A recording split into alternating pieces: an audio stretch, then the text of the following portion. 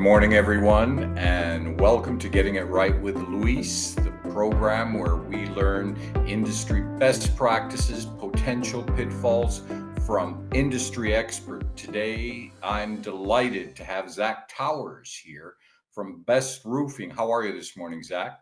Hey, I'm doing great. Thanks for having us, Lewis. Glad to be I here. really appreciate your being here and sharing your knowledge with us and hopefully provide some value to board members who want to get some of this matter straight. Let's start out a little bit generally. What are some of the things that community boards should consider when contracting or when selecting a roofing contractor for a large scale project? I think the main considerations you have to look at are going to be experience, and not just experience as far as can they do the work. I would say experience with your particular style of roofing systems.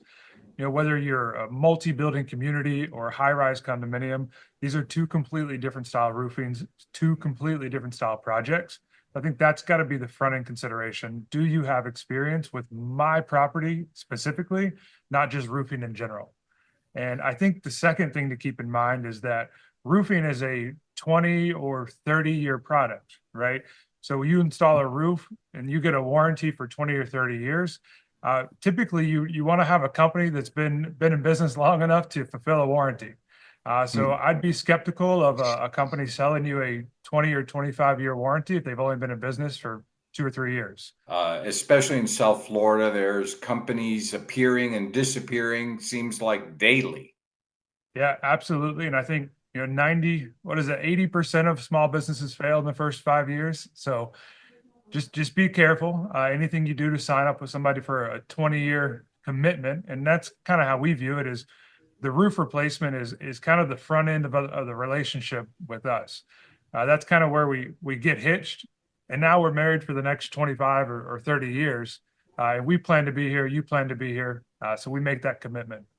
Now, I know your company and it's pretty well known in this area, but what distinguishes your company from others in the industry? Two things really distinguish Best Roofing. Number one is the people.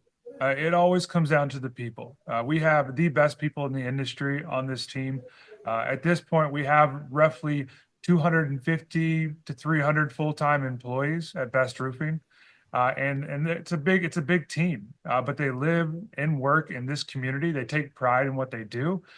They know that their neighbors are also our clients, so they want to do their best every single day. We want them to feel that when they wear the Best Roofing logo on their chest to the gas station, that someone's going to look at them and say, "Oh, I know Best Roofing. You guys are a great company." So that's first and foremost. The second part, which is probably maybe even the more important part to our clients, is our process. So we have developed a process, and this is one of those kind of things that comes with years and decades of experience doing something. Is you figure out the wrong way to do a lot of things, and then eventually you figure out the right way to do a lot of things. And over the past 46 years, we have developed what we call our 31 steps. And it is a roadmap 31-step process that takes you from the very first contact with one of our clients to closing out a construction project, full and final, completely done. And we know that if we follow each and every one of those steps on every project, we have a 100% success rate, which means the client doesn't have to worry, are we going to finish? Are we going to complete on time? We have a roadmap to show you how we're going to get there. Hope is not a strategy, and we like to know where we're going to land the plane before we take it off. I love it. I love it. So, what type of roofing systems do you specialize in, and how do they cater to South Florida's climate? It's a great question. So in South Florida, we do both. We do flat and sloped roofing. Um, it's not so much the roofing materials themselves because we're certified to install almost any manufacturer, almost any style roofing. The key to South Florida is how you install a roof, not necessarily which materials you install. Because you can buy the same materials in South Florida that you can buy in Michigan. But in South Florida, we have to install that roof completely differently. So we live in what's called the high velocity hurricane wind zone, which is Broward and Dade. And a lot of that code kind of creeps up into Palm Beach as well. But what that means is we have to build roofs stricter than anywhere else in the nation or anywhere else in the state for that matter. So a Mm. lot of the same materials, but it's how we build that roof, how we attach it to your building to make sure it's going to be watertight and it's going to have a strong enough wind uplift for when we get some of these heavier wind events. Can you describe the typical timeline for a roofing replacement or major repair project? Let's just walk you through the timeline. Okay, so Okay. let's say we're talking back and forth about a roof replacement project, and you decide best roofing is also best for you, and you choose best roofing. So from the day that you execute a contract with Best Roofing, it's going to take roughly 5 or 6 weeks for us to be to a point where we can start that project. And the vast majority of that time is going to be in permitting. So we have to apply for the permits with the city, municipality, wherever you may be, get the permits, get the engineering. So most of that time is in there. So let's say 6 weeks from contract signing, we'll have the permits in hand. Call another 2 weeks, we'll be on site mobilized. So now we're 8 weeks from contract signing. That's 2 months by itself. And then average project length really depends on the building, but let's say an average condominium, mid-rise style building, we're going to say that's a 6 to 8 week project. So call it Okay. 2 months all in. That's accounting for some potential weather delays as well. But that's a fairly standard timeline, I would say, in association to a condo or multifamily building. Okay, that was really helpful. How do you handle unforeseen issues that might arise during a project, like hidden damage? It's a great question. And the best thing that we can do when it comes to unforeseen, uh, it kind of carries in the name there. It means we can't necessarily see it. But from our experience, we try to do what we can to predict it or to plan for it. And we do that by one, just having conversations with our clients. We understand that if you have a wood deck underneath your roof, we live in South Florida, rains 6 months out of the year, that roof's been on for 20 plus years, you're probably going to have some deck replacement that's going to have to happen when we replace the roof. And it's not going to be a surprise to us. So we don't want it to be a surprise to the client. So we want to address that up front. So we'll have a unit cost in there, but on something like a community association with tile roofs on them, with a lot of wood decking, a lot of times what we do is we'll recommend here's our contract, here's the cost that it's going to take to do the roofing project, but we would recommend an extra allowance of say 5% of your decking needs to be replaced. Now maybe we need it, maybe we don't, but if you're going to get a loan, you better get that loan for a little bit more than what you need it for to account for some of those unforeseens. Because worst case scenario is you get a loan for the exact dollar amount of the project, you run into some bad decking or some unforeseens, and then you got to figure out where you're going to get the rest of the money from. We don't want that. So the best way is just talking through each project, having some good unit cost in place that are agreed upon before the contract starts, and then having an idea based on experience of what the typical property like yours should expect in those unforeseens, worst case scenario.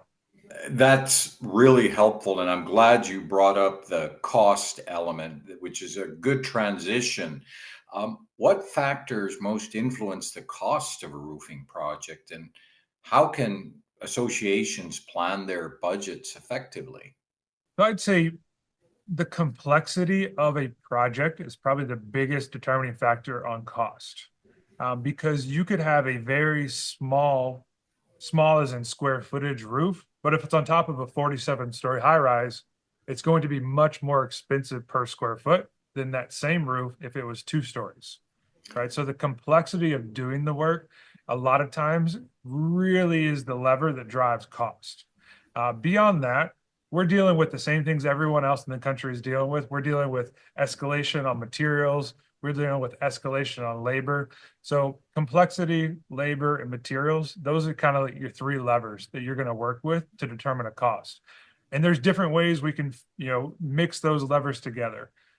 Maybe you don't want an ultra premium system. Maybe you don't want the Rolls Royce.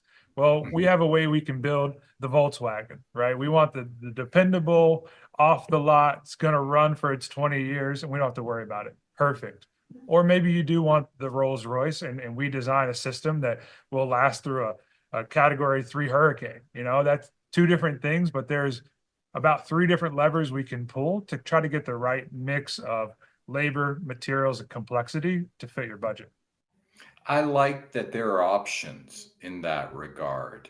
And in as far as options go, from a community board point of view, what proactive steps as a board member could I take to extend the life of our roof? First and foremost, maintenance. You should Mhm. maintain your roofs. Now, that's a big general thing to say, but it is the most important thing you can do is maintain your roofs. Now, that looks a little different on sloped and flat roofings, but when I say maintain, when you replace a roof, and I'll walk you through, Lewis, kind of what we see happen very often. And what that is there's a roof that's at the end of its life. It's 20, 25 years old. There's leaks everywhere. They call us every time it rains, they call us because there's a leak. Eventually they get tired of patching leaks because that's all they can think about. And they decide to replace that roof. Well, now they replaced the roof. It's a brand new roof. There's no more leaks. And what happens? They forget all about it, right? Now it's a brand new roof, no more leaks, and they'll go the next 15 years and not think about that roof a day in their life. But at that point, now problems have arisen. You haven't been doing your maintenance, and now you'd be lucky to actually make it the full life of that roof. And we associate roofing with buying a car. If you've ever bought a car off the lot, you go buy a brand new car. That car is designed to last you 200,000 miles, and it will, but it won't if you're not changing the oil and you're not changing the brakes or the air filters. You'd be lucky to get 10,000 miles out of that car. So same thing with your roof. Maybe you bought a roof that's designed for 20 or 25 years, but I'll tell you right now, it's never going to make it there if you don't maintain that roof. So first and foremost, do your maintenance. You should be inspecting that roof at least once a year, preferably twice a year, but once is the minimum. What signs of damage should communities look out for when they do that inspection? Well, first they should hire a roofing contractor to do it, who's trained to look out for that damage. But the easy things that you can do as a manager or a community that maybe you don't need a roofing contractor for is visual, right? So if it's safe to get on the roof, maybe it's a flat roof or you can see the sloped roof from the ground, you're always going to look visual first. If you see drains with a bunch of debris in them, you want to clear that drain. If you see punctures or things laying on the roof, those are things that shouldn't be on the roof. Anything that's sitting on the roof that's not a part of the roof is a bad sign because it's going to move around. The wind's going to blow it around. You're going to end up with some damage on the roof. As far as slope roofing, any kind of visual damage is a good reason to call someone to take a look, whether it's cracked and broken tiles, or maybe your shingles, or you're starting to lose shingles when the wind blows and it's getting brittle. So I think from a manager point of view, visual inspections go a long ways. You can tell when something's a little off, when something looks a little off. Even if you're not a roofing expert, you can tell this looks different than everywhere else on the roof. Maybe I should call the roofer. But your roofing contractor should be trained on your roof system to know kind of what those beginning telltale signs are that there's a bigger issue coming if you don't do something with this. So, do you offer maintenance programs for associations after that initial installation or repair is complete? Yeah, absolutely. Absolutely. I think if we didn't, it would be a disservice. Uh, Um, Music to my ears. I love that. And I think the other side is we want you to maintain your roof because we want it to last. We put our name on it. We want to maintain that roof and make sure it goes the distance for you. But the other side is most of these systems these days have a manufacturer's warranty. So let's say GAF made the roof system. So when we install that, we're certified by GAF. So now you have a GAF roof and you have a manufacturer's warranty from them. But a lot of times that warranty in the fine print is going to tell you if you don't do your inspections every year on that roof system, it'll actually void the manufacturer's warranty as well. So, let's shift a little bit to compliance. How does Best Roofing ensure compliance with South Florida's building codes and regulations? So we are meticulous on training and development. All we can do is train continuously to keep up with the code. So South Florida Building Code as a state updates every 3 years. And every 3 years, it gets a little stricter and a little stricter, changes a little bit. But we rely heavily on our engineering partners, our architect and design partners, and also our manufacturing and distribution partners, people who actually make the roofing systems. Because if you didn't know, whenever a roof is designed, a roofing product, let's say a TPO roof from GAF, as the example goes, if they want to sell that product in South Florida, they have to get what's called a Florida product approval, meaning it meets the code requirements for South Florida, and how we attach that product meets the requirements for South Florida. So they have to be as up to speed as we are. So we work together with our manufacturing partners to make sure their systems are code compliant. And then in turn, they're training our guys to make sure that they're installing it in whatever the code compliance is. And this goes on almost every Saturday of the month throughout the entire year. We'll have a different system. We'll have a different manufacturing partner.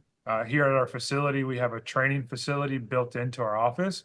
So we bring in the guys, the field guys, they come in, they meet with the distributors, the manufacturers, and they learn about the cool tips and tricks and any new code updates that they have to follow.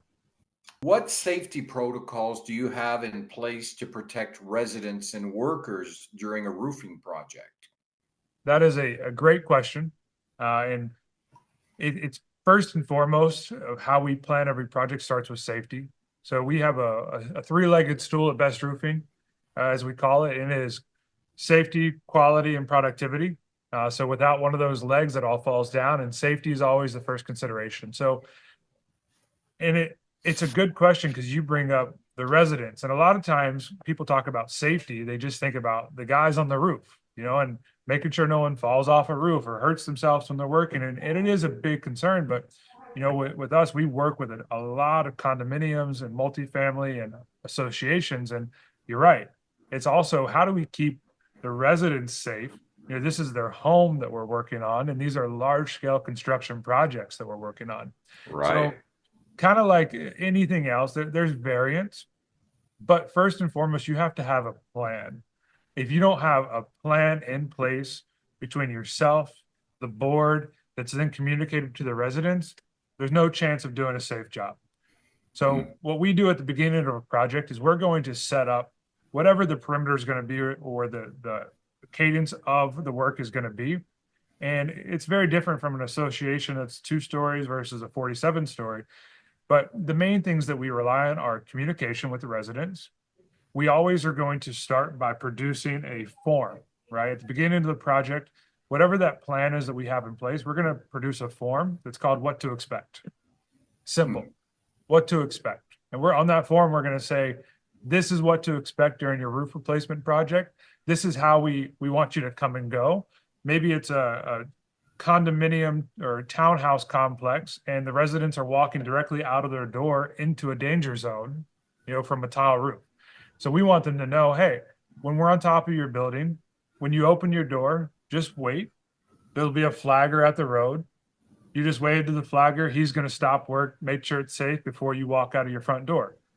Just don't come running out through your front door because it's not safe. So biggest thing's communication.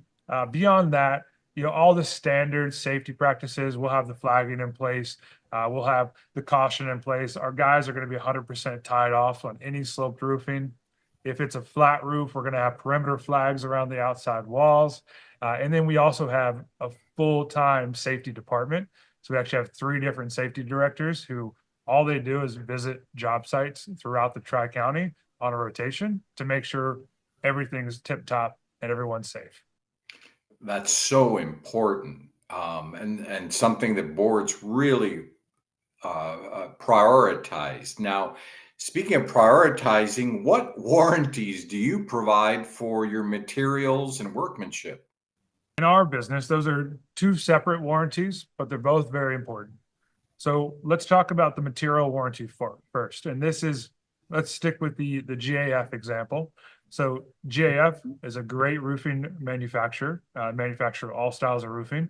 But let's say we do a GAF flat roof and we use TPO.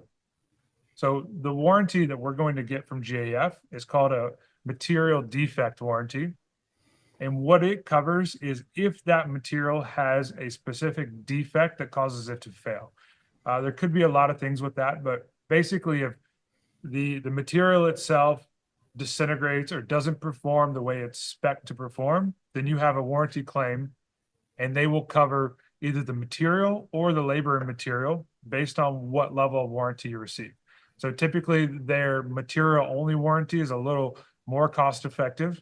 And then if you want the full NDL, no dollar limit warranty from the manufacturer, it'll cost you a little bit more, but typically it's a better bet and you're covered better in the long term. And what that means is if you have the NDL, you have an issue, they're going to pay for not only the material to replace it, but they'll also cover the labor it takes to replace that section as well. Whereas if you just have the material warranty, all they're going to do is pay for the cost of the material and the labor will be on you. The other side of the warranties would be our warranty, which is a workmanship warranty. So workmanship warranty covers anything that we touched and installed. So it's different on different roofs, but let's say on the same example, the flat roofing, the TPO, one of the most critical things on a flat TPO roof is going to be your seams on your TPO, how things are welded together, your flashing details that we have to connect to the walls. So anywhere that we have mechanically attached or put the roof together, if that fails, that's covered underneath your workmanship warranty. Now, what's not covered under either warranty is going to be damage by others, which means HVAC guys walking on your roof and accidentally punctures a hole in it. That's not going to be covered under a warranty. Acts of God will never be covered under a warranty. So that could be hurricanes, strong wind events, anything like that. If it damages your roof, that's an insurance claim. That's not a warranty claim. And sometimes people mix those two things up. So, speaking of warranty claims, how do you handle warranty claims and what kind of support does Best Roofing offer if issues come up post completion? We handle warranty, especially with if you're on our warranties. So typically what happens is right after we complete a roof, you're going to automatically get a period of workmanship warranty. And that could be 2 years, it could be 5 years, but we really encourage you for 2 years. And the reason we encourage 2 years is because at year 2, we really want you to start maintaining that roof. We don't want you to go 5 years before you start maintaining that roof. So our standard warranty is we're going to give you a 2-year workmanship warranty up front. At year 2, we want you to sign up for the maintenance plan so we can come out and start maintaining that roof to make sure there's no damages that arise. Now, if you're on that maintenance plan with Best Roofing, that means you are top priority for every issue you have on that roof. So you have a leak, you have an issue, you call us, you are going to be the first stop on the list the next day. We're there, we're available 24/7 to take your call. If it's an emergency, you have a river flowing into your penthouse condo, we understand you don't want to wait around for that fix. So if you're on the plan, you're always treated with priority. And our guys are designed, our service trucks are designed in a way to be mobile roofing companies, let's say. And maybe you've seen them out on the streets. They're the box trucks you see. Yeah. And the reason we went with box trucks is because if you open one up inside, it's built out to be a little mobile roofing company. So there's different manufacturers, materials, different sealants, you name it. We wanted it in that truck because when they show up, we want them to show up, find the leak, fix the leak all at the same time. Because we don't want to come back 3 times and you don't want us to come back 3 times. So many issues are coming up today regarding the environment and energy efficiency. So, what are some of the benefits of energy efficient or environmentally friendly roofing materials? A great question. So there's a couple different things we can talk about there. And I think the biggest one is going to be the transition to the white single ply roofing. So going from the traditional roofing that was used, especially in South Florida, was a built-up roof. Built-up roofing was a great roofing technology for a lot of years. Great performance record. Some issues with installer errors, consistency, but in terms of what we're talking about now, it is a black dark roof, right? So your entire building, the top of it's going to be very dark black or gray, covered in gravel, and that just absorbs that heat, right? Pulls the heat Mhm. into the building. And then as a city or a whole metro, if everyone in the whole city or metro has a black roof, as a whole, it's pulling more heat into that city, right? So it's pulling more energy consumption from all the HVAC that we already have to have running. So this transition going into these white single ply membranes has greatly reduced the energy cost from cities as a whole as they switch to white roofing. There's actually cities like Denver. Denver actually had a white roof initiative, meaning if you replaced your roof in the city of Denver, you had to go back with a white roof. You couldn't go back with a tar Oh, roof or a black roof because they found out that if everyone put white roofs on, it would lower the city's energy consumption. No matter what, we're going to have to run our ACs. It's a hot climate. But I will say that when we replace a roof from a traditional black or asphalt roof to a white single ply, typically you're going to see a lowering of your cooling cost. You're probably going to feel a lower ambient temperature, especially if you're top floor of a condominium or maybe a different client, but they have a warehouse, something like that. You're definitely going to feel the effect. So roofing materials itself, those white roofs are considered cool roofs, and they do reflect a lot of sun, so they can cut down on cooling cost. The other thing that we want to touch on for just environmental concerns would be the ability to restore roofs or the ability to make roofs last longer, right? Because every year that you can buy for that roof is not only great for the client, but it also keeps that roof from going into a landfill, right? So if we have different options to restore a roof, let's say a roof that's designed to last 20 years, maybe at year 15, we catch it and we perform a restoration, whether that's a resurfacing or a, a recovering of the roof, and we can buy another 10 or 15 years for that roof. Well, that's another decade that roof didn't get torn off into a landfill. in terms of incentives, are there any rebates or incentives available for communities that invest in energy efficient roofing systems? Though I will say that in South Florida, we haven't seen great incentives for this yet. I think there's some growing pushback. There are some different like LEED certified you might be able to tie into when you get into apartments and multifamily, but not as much on the condominium side yet. But we've definitely heard some whispering, some pushing. But that goes for South Florida in general is kind of uh, late to the game on a lot of these incentives for being more eco-friendly. Like our recycling programs aren't that great. The solar programs aren't that great yet. And then the rebates for the eco-friendly roofing isn't that great yet, but we definitely feel a push. And I think there are some things coming down the line. What I'm seeing, and I love to see that you're a pretty decent communicator in expressing all of this, but what communication strategies do you use to keep community boards and residents informed during projects? The process, first of all, is we work a lot on the front end of the business. So I oversee the front end, so the estimating, the sales, the client interactions. But when you decide to work with us, now you need a team that's going to work with you through this project. So as soon as you execute a contract with Best Roof and you get an entire construction team assigned directly to you, and that's going to have a project manager, a construction manager, and then you're going to have a dedicated site supervisor who is on site anytime someone from Best Roofing is on site. Your site supervisor will be there. Now, from there, one of the first steps is that construction team is going to want to do a site walk. And I'm walking you through this because it ties into our communications. Our site walk is designed to one, to get the team familiar with the project. Maybe they haven't really been there yet. Two, to get you familiar with the team.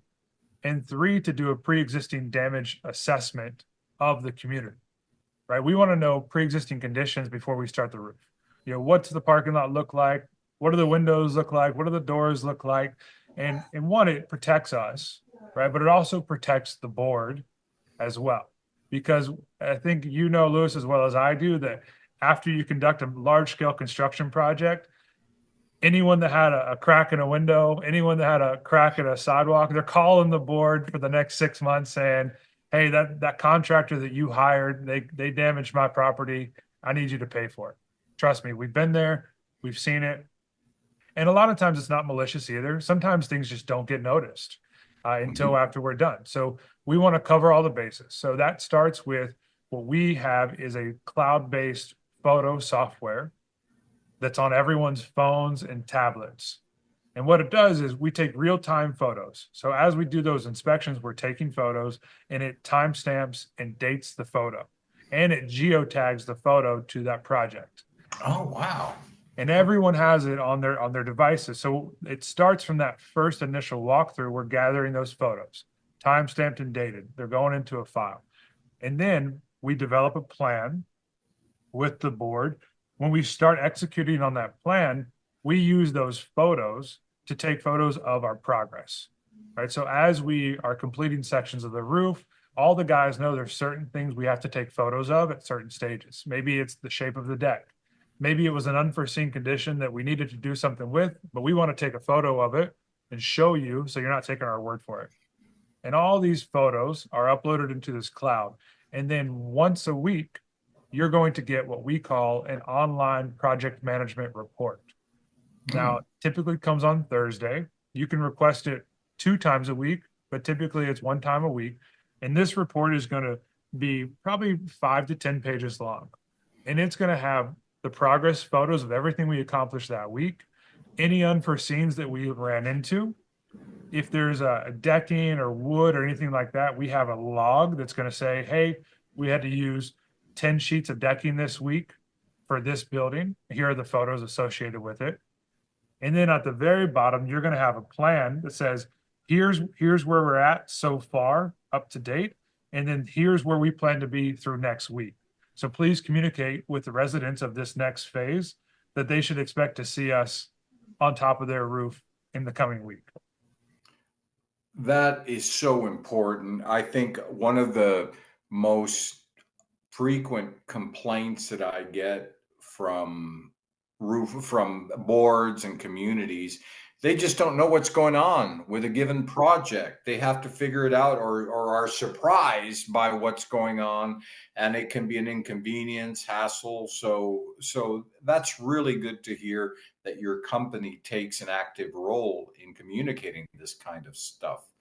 And looking forward, how should associations prepare their roofs for hurricane season? The best thing you can do is inspect that roof prior to hurricane season. I think the recommendation is inspect your roof at least once a year.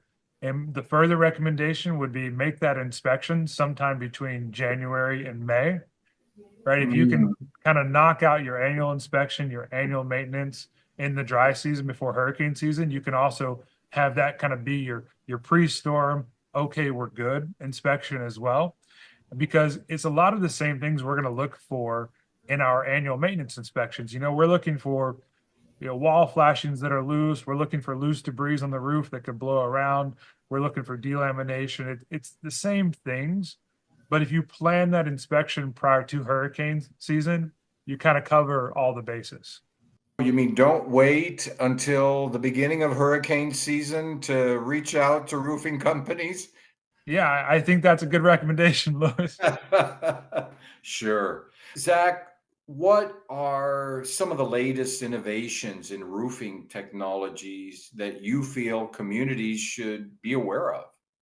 It's a good question, and let me backtrack real quick because something did come to mind that I think is important for people to think about in relation to hurricane season, and that is one of the most important things you can do, whether it's with us as a roofing contractor, or it's with your window contractor or your restoration company, whoever it is. I think it's critically important to have a relationship with your vendors prior to hurricane season. And the reason I say this is because, God forbid, a hurricane does come.